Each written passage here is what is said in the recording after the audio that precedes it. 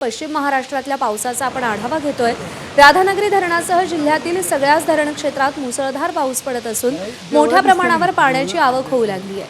त्यातच free catchment एरियामध्ये पडणाऱ्या पावसामुळे नद्या नाले आता तुडुंब भरून वाहताना दिसू लागलेत। पंचगंगा, भोगावती या नद्यांसह जिल्ह्यातील सगळ्याच नद्या दुथडी भरून वाहत आहेत। दरम्यान पंचगंगा नदीच्या पाणी पातळीतही वाढ होऊ लागल्यामुळे नदीपात्रात असणारी मंदिरं पाण्याखाली जाऊ लागली आहेत।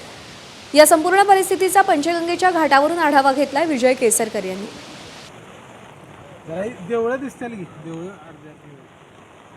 कोल्हापूर जिल्ह्याच्या धरण क्षेत्रामध्ये गेल्या 2 ते 3 दिवसांपासून पावसाची संततधार सुरू झालेली आहे आणि कोल्हापूर जिल्ह्यातल्या सर्वच नद्यांच्या पाणी पातळीमध्ये हळूहळू का असेना वाढ व्हायला सुरुवात झालेली आहे।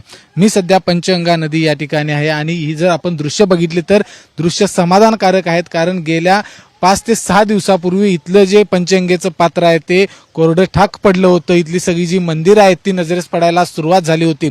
आता मात्र ही मंदिरं आहेत ती पुन्हा एकदा पाण्याखाली जायला सुरुवात झालेली आहे। जी छोटी छोटी मंदिरे आहेत ती पाण्याखाली गेलेली आहेत आणि एक समाधानाचं वातावरण शेतकरी असतील त्याचबरोबर कोल्हापुरातील नागरिकांकडून होते, कारण इतका पाऊस कधीही लांबलेला नव्हता आणि आता पाऊस गेल्या 2 ते 3 दिवसांपासून पडायला सुरुवात झालेली आहे। म्हणजे गगनबावडा असेल, राधानगरी असेल, भुदरगड असेल, शाहूवाडी या तालुक्यांमध्ये पावसाची बॅटिंग आहे ती जोरदारपणे सुरू आहे आणि त्यामुळे धरणांच्या पाणी पातळीमध्ये देखील हळूहळू का असेना पण वाढ व्हायला सुरुवात झाली आहे। कॅमेरामॅन अविनाश पाटील सह विजय केसरकर, एबीपी माझा, कोल्हापूर।